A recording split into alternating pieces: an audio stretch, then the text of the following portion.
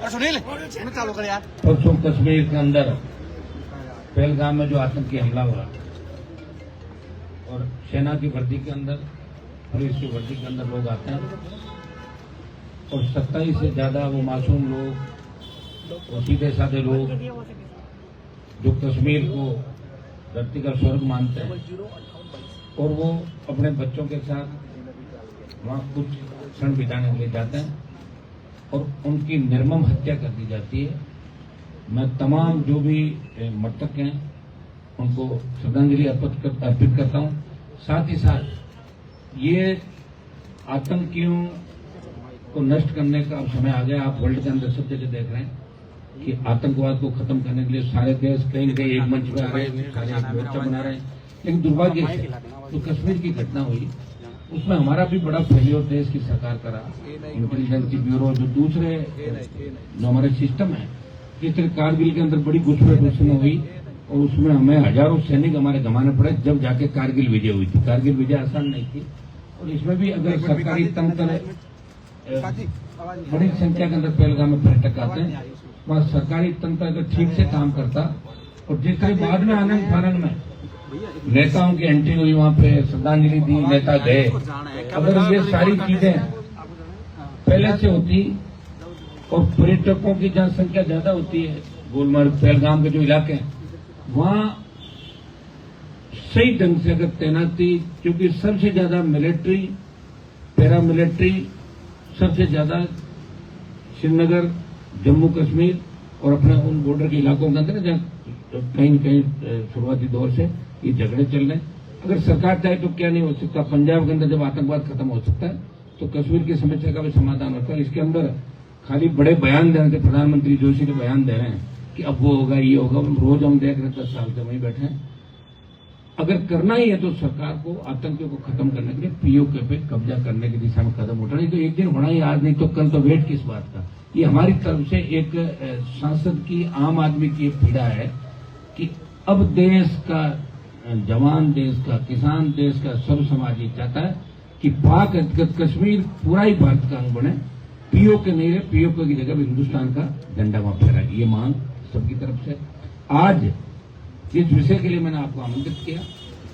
आज राजस्थान का जवान, भजनलाल जी की सरकार आने के बाद एक उम्मीद राजस्थान के जवानों के अंदर जगी थी, छात्रों के अंदर जगी थी कि पिछले समय जब भारतीय जनता पार्टी सड़कों पे कांग्रेस की भर्तियों के खिलाफ आंदोलन कर रही थी और भजनलाल जी से लेके, भजनलाल जी तो उस समय बड़े नेता नहीं थे, लेकिन भजनलाल जी से लेके जितने भी बड़े नेता थे भारतीय जनता पार्टी के, जो मुख्यमंत्री के दावेदार थे, वो कभी शिवलाइन फाटक पर प्रदर्शन कर रहे थे। घोषणा पत्र के अंदर में बात रखी कि हमारी सरकार जैसे ही बनेगी हम आरपीएससी का पुनर्गठन करेंगे।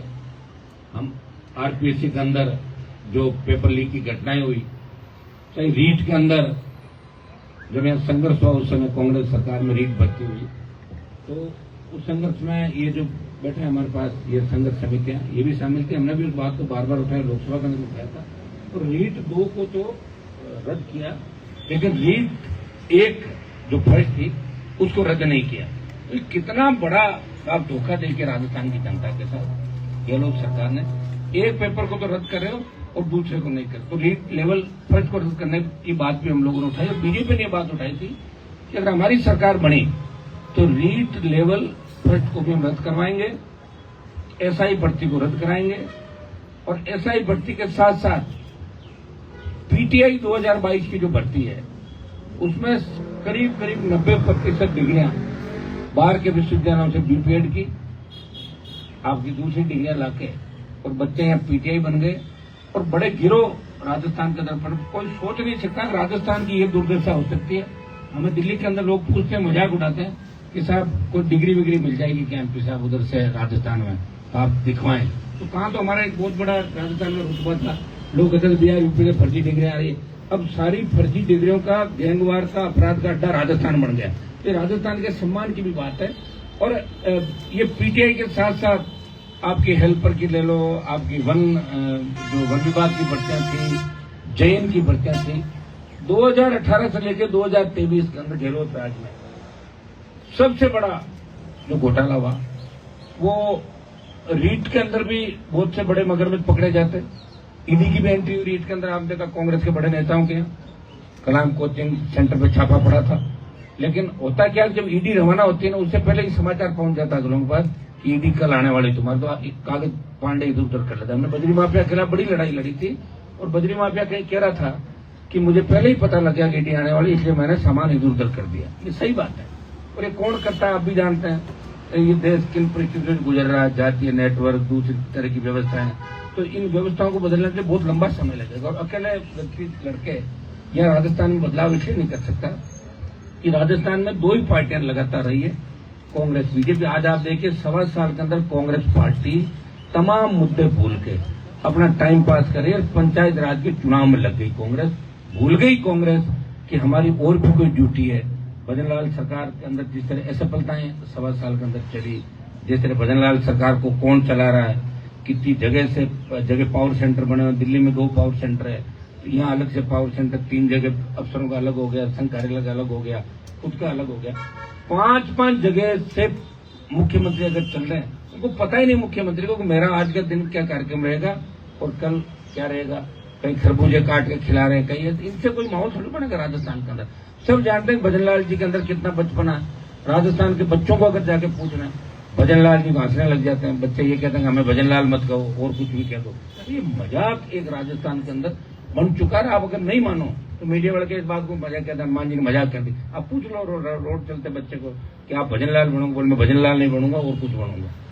ये हालात राजस्थान की, मैं नहीं कह रहा हूँ, ये पूरा राजस्थान और देश चीख चीख के कह रहा है, क्योंकि उनकी कथनी और करने के अंदर कुछ भी नहीं। जब पूर्व मुख्यमंत्री ने क्या बयान दिया बताओ, वसुंधरा जी का बयान था कि पानी को लेकर अफसर सो रहे हैं और जनता त्रस्त है। आनंद फान के अंदर इन्होंने मंत्री के और कुछ अधिकारियों कार्रवाई की, मंत्री को डांट मिला। तो जब इनके लोग ही संतुष्ट नहीं है और जिस तरह बीजेपी गुटों में बंटी है, तो इन बच्चों की कौन सुनेगा? कौन इन नौजवानों के जो घाव है इन पे मरहम पट्टी करेगा? आज दुर्भाग्य से मुझे लग रहा है कि राजस्थान के अंदर सिर्फ एक ही जंग चल रही है कि 5 साल हम और 5 साल हम, इनके पापों पर पर्दा डाले हम और इनके पापों पर पर्दा डाले हम। यही स्थिति है। और ये समय समय पे आप लोग ये भी कह रहे हैं, मुझे आप ये भी कह रहे हैं कि थर्ड फ्रंट बना तो नहीं, तो उसका मेरे पास इलाज ये कि मैं लड़ सकता हूँ। अब राजस्थान की जनता, जवान, किसान कब जागरूक होगा उस तक समय लगे, क्योंकि यहाँ थर्ड फ्रंट का रहा नहीं राजस्थान में। दूसरे हम स्टेट देखते हैं तो करीब स्टेट के अंदर गुजरात राजस्थान को छोड़ दें तो हर स्टेट में तीसरी चौथी पार्टियां राज कर चुकी है, राज कर रही है। सत्ता का बैलेंस रहता है वहां पे, किसी पार्टी की दादागिरी नहीं चलती। या दुर्भाग्य तो होता, करोगे क्या बताओ मुझे? हाई कोर्ट, सुप्रीम कोर्ट, जिस तरह सुप्रीम कोर्ट और उपराष्ट्रपति के बीच जंग चल रही है, तो सुप्रीम कोर्ट, हाई कोर्ट इस बात को क्यों नहीं कर रहा है कि ऐसा ही भर्ती रद्द होनी चाहिए? कोर्ट को मना कौन कर रहा है? मंगा के करते रहते हैं। स्वतः संज्ञान ले ले, कोर्ट को तो सारे पावर है, लेकिन कोर्ट ऐसे काम नहीं करेगा। दूसरे मामलों में उसको बुलाया, तलब किया, 24 घंटे बिठाया, 12 घंटे खबर बनाई। खबरें बनने से काम नहीं चलेगा। हो क्या रहा है? ऐसा ही भर्ती का जो घोटाला बहुत बड़ा है। और अगर लेवल फर्स्ट उस समय रद्द हो जाता और उस मामले की भी अगर सीबीआई जांच करते, जिस तरह के मंत्री हमारे राज्यवर्धन जी, उनको लोकसभा के अंदर हमने दोनों के साथ उठाया मामला, उनका भी था मेरा भी था कि रीट रद्द करो। इसमें कांग्रेस के नेताओं का, कांग्रेस के संगठन का, चंदा लेने वालों का, सबका नाम है। तो भूल क्यों गए अपनी बात? ये दिक्कत, ये लोग अपनी बात भूल जाते हैं और फिर नई बात 9 दिन, ऐसा कहते हैं राजस्थान के अंदर, नई बात 9 दिन, उनके बाद बात पुरानी हो जाती है। तो रीट के अंदर भी अगर ईडी सीबीआई को जांच देते तो रीट में कांग्रेस के नेताओं के साथ साथ कई ब्यूरोक्रेट अंदर होते, कई मुख्यमंत्री के दावेदार पकड़े जाते रीट के अंदर, उस भर्ती में शिक्षा विभाग का जो उस समय का सिस्टम था। लेकिन नहीं हुई। बीजेपी आराम से राज कर रही है और बना देते हैं। वही चलता है। जब पर्ची से सीएम बनने लगे, इससे आप अंदाज लगा सकते हो कि इससे बड़ा राजस्थान का घोर अपमान नहीं हो सकता कि आपके मुख्यमंत्री भी पर्ची से बना राजस्थान का।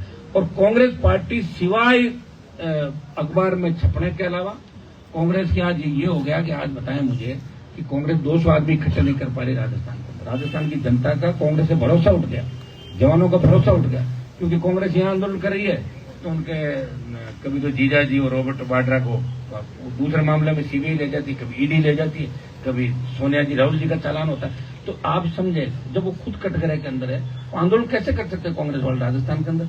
क्योंकि कांग्रेस के आधे से ज्यादा लोग तो आपको पता है किन परिस्थितियों में लोग थे, कैसे थे। और आज भी कांग्रेस कितने गुटों के अंदर बटी हुई है। और भारतीय जनता पार्टी भी काम करे, कितने गुटों के अंदर। भजन लाल को अपनी कुर्सी बचानी है और दूसरे लोगों को दूसरा काम करना है। तो ये जो हम आंदोलन नया करने जा रहे हैं, परसों से शहीद स्मारक पे इस आंदोलन की शुरुआत होगी। एसआई भर्ती को लेके हमने भी प्रयास किया समय समय पर कि एसआई भर्ती रद्द हो, और रद्द होने के साथ साथ सरकार ये प्ली दे रही है कि साहब रद्द तो हम कर दें लेकिन फिर जांच नहीं होगी। तो जांच जारी रखो आप, जांच के लिए मना कौन करा? जांच जारी रखते हुए भर्ती को रद्द करो। और जितने बच्चे बच्चियां हमारे साथ आज खड़ी, कम से कम 50 से ज्यादा वो बच्चे यहाँ आए हुए हैं जो इंटरव्यू तक गए थे, कुछ गर्ल्स भी है, लड़के भी हैं। और ये जो संघर्ष समिति बैठी है, ये लगातार हर मामले को लेकर ये आंदोलन शहीद स्मारक करती है। बच्चों को भगा दिया जाता है, लाठीचार्ज किया जाता है, मुकदमे दर्ज किए जाते हैं और फिर ठग जाते हैं। क्योंकि ये जिस भी नेता पे भरोसा करते हैं वो नेता सो जाता है और ये इनको बाद में मिलता नहीं। तो फिर किसके भरोसे आंदोलन करेंगे बताएं मुझे? क्या भगत सिंह जी ने इस देश को आजादी इसलिए दिलाई कि इस दौर से हमें गुजरना पड़ेगा? कहने को तो मीडिया भी लोकतंत्र का चौथा स्तंभ है, लेकिन मीडिया भी सरकार के खिलाफ अगर ज्यादा छापता है तो ईडी मीडिया के यहाँ भी पहुंच जाती है, मीडिया के लोगों की भी तलाशी ले लेती है, सीबीआई पहुंच जाती है। तो हम सब मिलकर इस प्रदेश को बचा सकते हैं, इस देश को बचा सकते हैं। और आज नहीं तो कल किसी न किसी को तो आना ही होगा। तो राष्ट्रीय लोकतांत्रिक पार्टी एसआई भर्ती को रद्द कराने, इसके अंदर 101 लोग पकड़े गए जिसमें करीब 55-56 ट्रेनी सब इंस्पेक्टर थे और बाकी लोग जो उनको पेपर मुहैया करा रहे थे, आरपीएससी के 2 मेंबर, उनका परिवार। जब आरपीएससी के 2 मेंबर पकड़े गए, आप ये बताएं क्या इसलिए पकड़े गए? गरीब तबके से आते हैं तो संजय सोत्रे को तो नहीं पकड़ा, इंटरव्यू तो उन्होंने कराए थे, चेयरमैन तो वही थे, चेयरमैन के पास ही तो सारी सीक्रेसी रहती है, चेयरमैन के पास ही पेपर जो होता है लोग के अंदर चेयरमैन के पास चाबी रहती है। क्या संजय सोत्रे गहलोत का भी लाडला है और भजन लाल का भी लाडला है, वो वसुंधरा जी का भी लाडला था। तो ऐसा कैसे हो सकता है? तो आरपीएससी का पुनर्गठन क्यों नहीं हुआ? भंग क्यों नहीं की? हमने 18 के अंदर जब विधायक बन के इस मामले को वापस उठाया, जब 13 के अंदर हम थे, प्रिंट मीडिया ने मामला उठाया था कि आरपीएससी सब्जी मंडी बन गई और हबीब खान गोरान के बच्चों का नाम आया था। उस वक्त बड़ा विधानसभा मामला चला और सरकार ने गिरफ्तारी भी करी थी। ये तो मीडिया को मैं धन्यवाद दूंगा कि आप बार बार हर मामले को उठा रहे हो। सरकारी तंत्र तो विपक्ष है, वो कुछ नहीं उठा रहा। उनको भी कागज अगर लाके कोई मुहैया करवाते हैं तो बच्चे जो खुद मेहनत करते हैं वो खुद ही सीसीटीवी निकालते हैं कहीं से व्यवस्था करके और लाके जब नेता जाके बोलते हैं। तो दुर्भाग्य से आरपीएससी के अंदर 1-2 तो आरोपी अभी बैठे हैं। पुनर्गठन कर क्या दिक्कत आ गई? सरकार चाहे जो बिल लाए, विधेयक लाए, कौन मना करा? दिल्ली में इनकी स्टेट में इनकी सरकार अगर राष्ट्रपति के पास भेजना, एक ही दिन के अंदर गवर्नर और गवर्नर राष्ट्रपति 24 घंटे के अंदर आरपीएससी पुनर्गठन का आदेश करा सकते हैं, आरपीएससी को भंग कर सकते हैं। लेकिन भंग इसलिए नहीं करेंगे ना, पूरे कुएं में भांग पड़ी है। किसी न किसी का रिश्तेदार, आज आपके जो गृह राज्य मंत्री जिनके पास कोई फाइल तो नहीं जाती, लेकिन नाम के गृह राज्य मंत्री, उनका दामाद उनको सीबीआई ढूंढ रही खुद ही। तो सारे लोग कटघरे के अंदर है। तो मदद कौन करेगा? प्रॉपर्टी का काम करें ज्यादा बीजेपी के नेता यहाँ पे। कैसे आप मान लो कोई नहीं सुलटी तो हमें बता दो, हमें इतने में दे दो, हम इतने में आगे करा देंगे। तो धंधा चल पड़ा राजधानी के अंदर, धंधा चल पड़ा राजस्थान के अंदर और इसका शिकार हो रहा आम आदमी, गरीब आदमी। जिस तरह की दुर्घटनाएं हो रही है, जिस तरह का नशा इस प्रदेश के अंदर फैल रहा है, एमडीएमए, आपके जो नशे के नाम आपने नहीं सुने होंगे, जिसमें व्यक्ति को कोई होश नहीं रहता, डोडा, पोस्त, अफीम, नशे के अंदर नंबर 1 की ओर बढ़ रहे हैं। रेप की घटनाएं जो हो रही है, जिस तरह मुख्यमंत्री को खुद को 5-5 बार धमकी मिल गई। आप बताओ, तो मुख्यमंत्री खुद ही सुरक्षित नहीं है। अरे 1 बार मिल जाए, 2 बार मिल जाए, 5-5 बार धमकी, ये कितनी बड़ी विडंबना है कि प्रदेश के मुख्यमंत्री को लोगों ने मजाक बना लिया, हर कोई धमकी दे देता उनको। तो कहाँ कानून का राज राजस्थान के अंदर? और पुलिस निर्दोषों को गिरफ्तार करने, पीटने के अंदर अपनी पीठ थपथपाती है।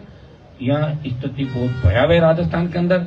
और एसआई भर्ती के अंदर एक मामला मैं देख रहा था, 2 लड़कियां हैं थोड़ी मन्ना की, 2 लड़कियों के इनके नाम हैं मंजू बिश्नोई और संतोष बिश्नोई।